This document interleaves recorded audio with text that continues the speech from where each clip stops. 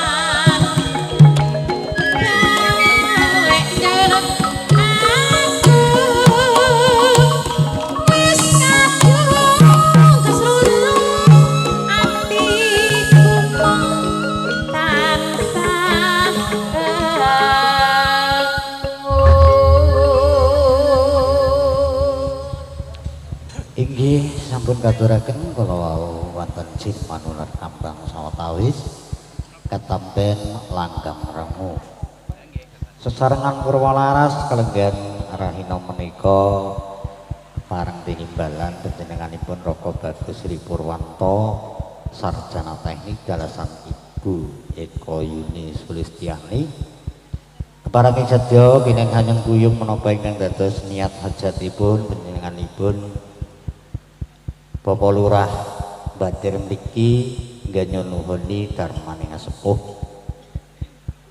Amiwaha Sukamahardya Siwi ingkang insyaallah enjing menika winisudan Ambayang Kari putra putri kinasih Ngayu Amarta Prameswari Purwasiwi SPT MSc ingkang badhe Kinatukromo panjenenganipun Mas Bagus Hanif Kurniawan sarjana teknik putra kakung sanesipun Bapak Kasri dalasan Ibu Sumini ingkang mijil saking tlatah Desa Palur Kecamatan Kebonsari Kabupaten Madiun. Mugi-mugi anggenipun mangayu bagya Rama dalasan Ibu Bapak Lurah sinartan Ibu saestu manggih rahayu wilujeng slamet mboten wonten aral setunggal menapa.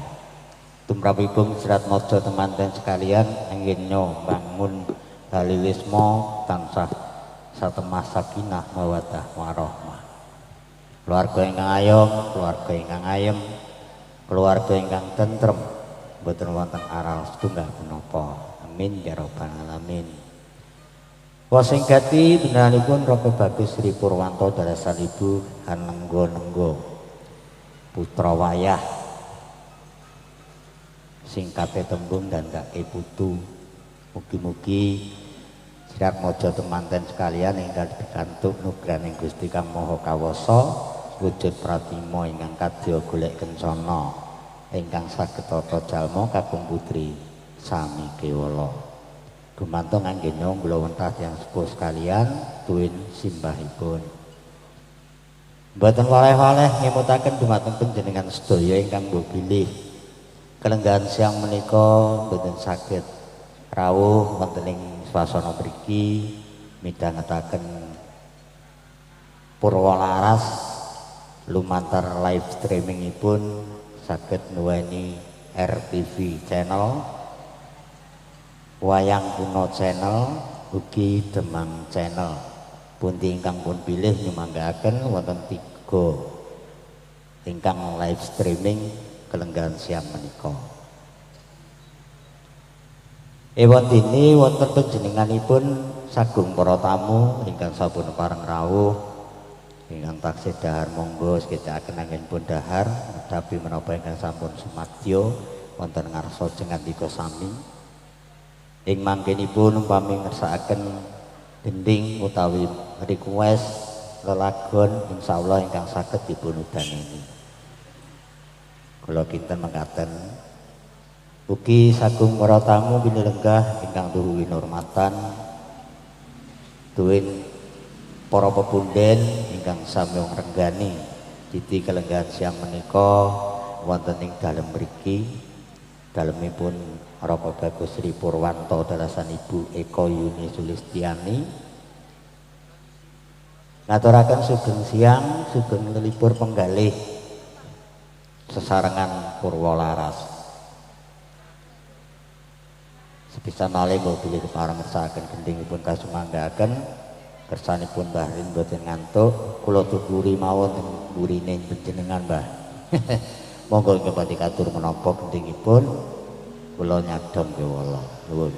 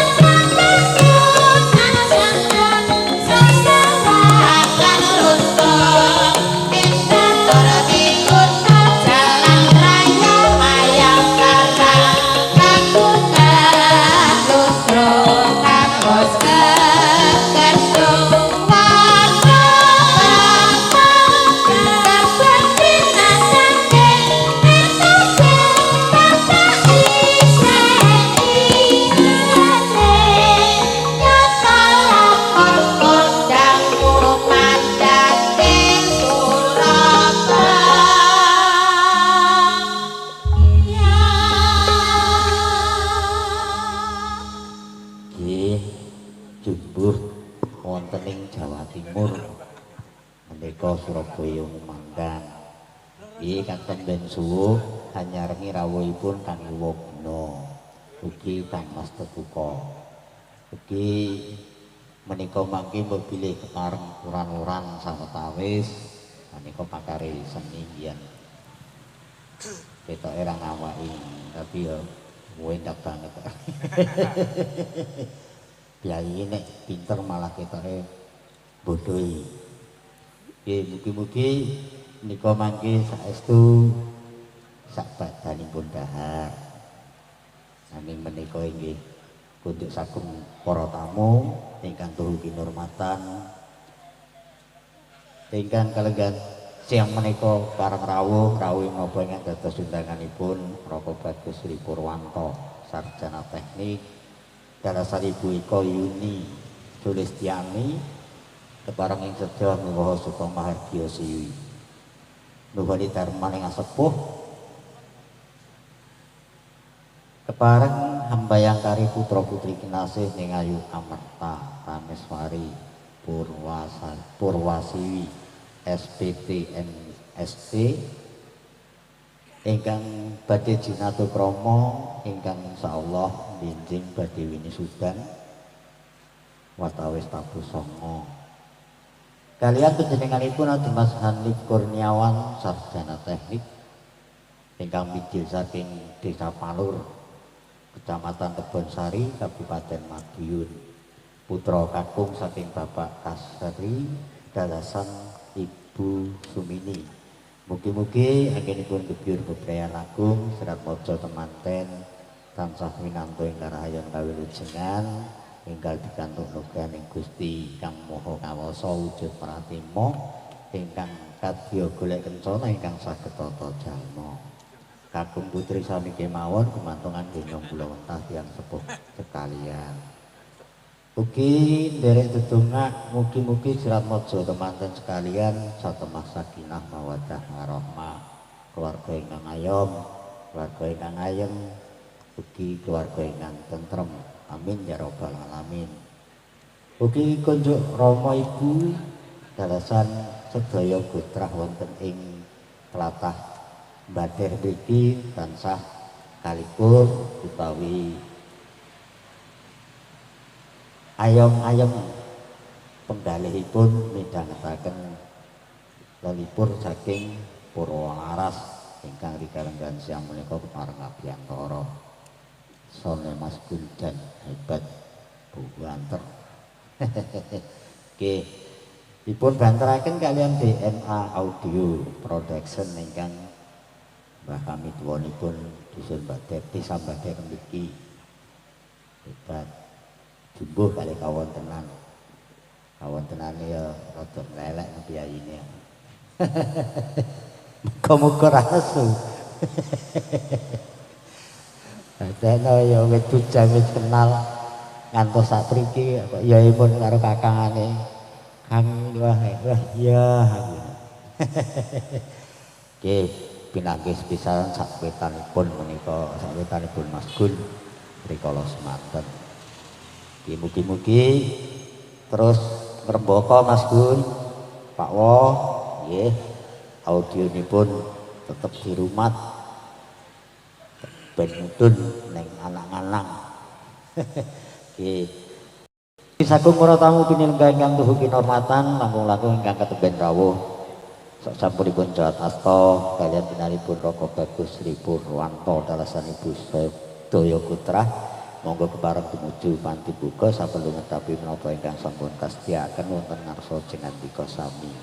Dewa semanten ingkang sampun pareng rawuh langkung rumiyin sumangga sekitar anggenipun lelenggahan kanthi mardu martikaning penggalih. Mas Tetuko pripun sampun siaga ura-ura kaliyan Mas Iwo Guno mbok bilih sampun pareng. Nggih. Mas Budi ayo dadi support to sane jumeneng Mas Budi dan Mas Iwo. Nika mangke ingkang badhe ngregengaken swasana. Supporte napa Mas? Toprak? Mataram? Duduk. Duduk.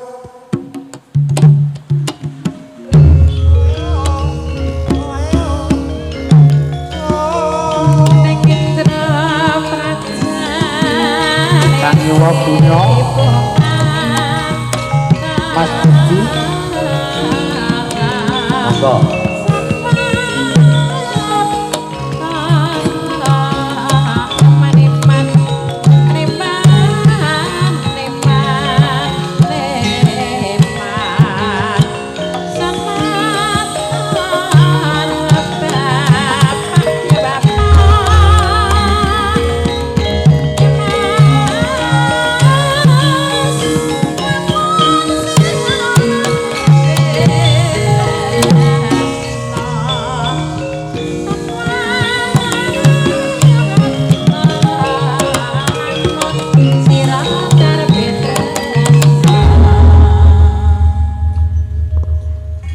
rawuh raka iki juga siang sampun.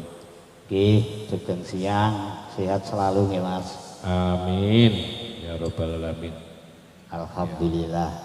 Mugi-mugi saestu tansah sami winantu ing kararjan. Amin. Pangestunipun. Rumah sakit abot iki suaraku apa mingke? Pun banter. Oh, pun banter. Oke. Padha apa ora iki? Pun padha bundere.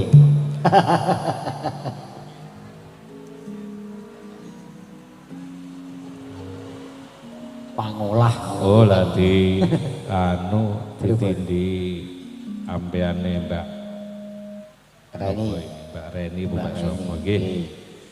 Aturaken sugeng siang kunjo dumateng para-para ingkang sampun sami rawuh wonten dalemipun Bapak Sri Purwani nggih to. Purwanto. Oh, Bu Sri Bapak Sri Purwanto. Purwanto. Kok kinten nek Purwani.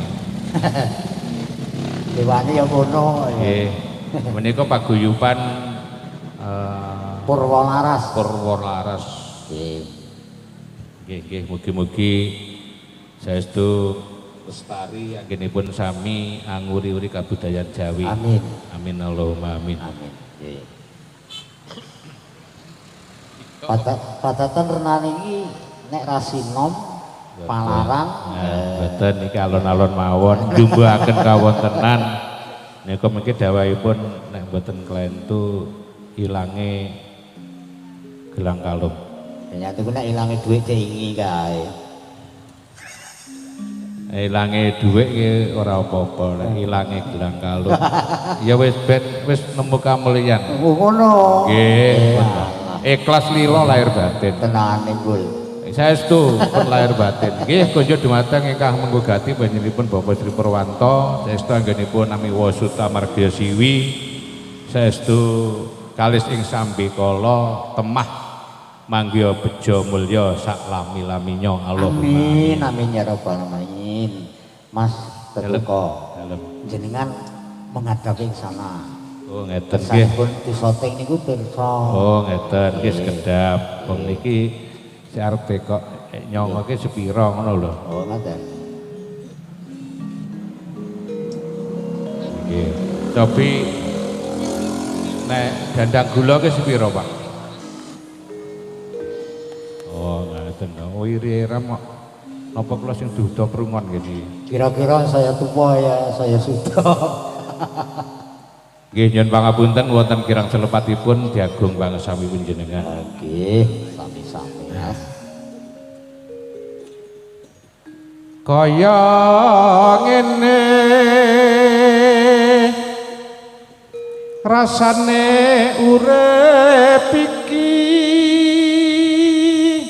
Wis muda rasane. dadi duda mung kanggo rasanan. Ya traya duda tenan, aku ora tawa-tawa, traya duda tenan. Nggih. Saben dina adang dhewe Duwe putra diparingi wong. Senengane masak dhewe. pun wayahe. Yen dalu ra bisa turu Mboten ngantuk kok pilih. saya ngrantos rasane ing ati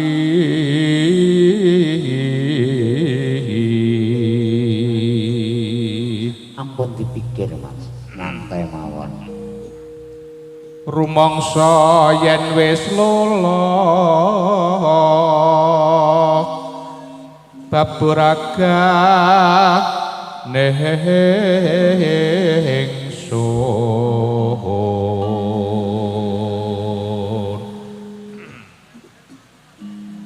ora sanak ora kadang Daleme adoh. neng delopo sayekti nandang prihatin Menawa ya dipikir wae. duh nyawa gondel lono.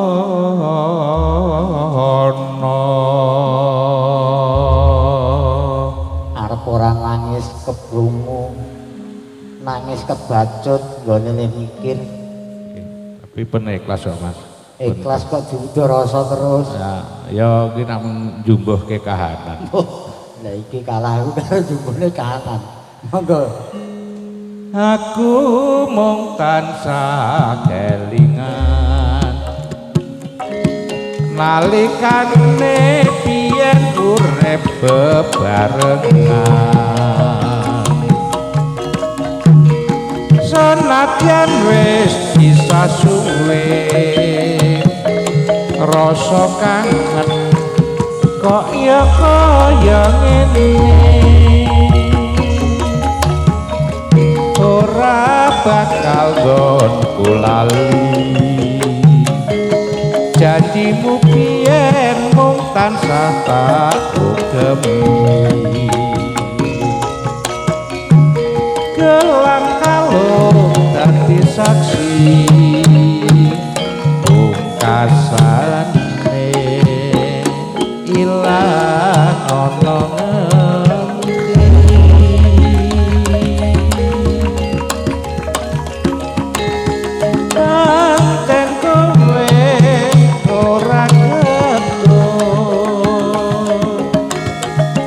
ninggalku babar pisan ora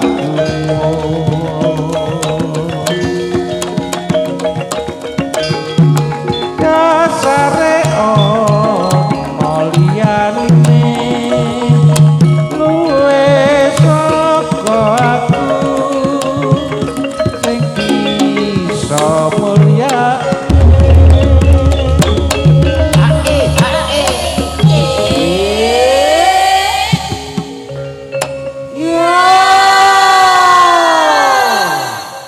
Kompak tenan. Ya Tiril. Sugeng siang yang jaduk. Dirantos mangke. Nggih sanes mulyake kok ya ben bangsaku. Tres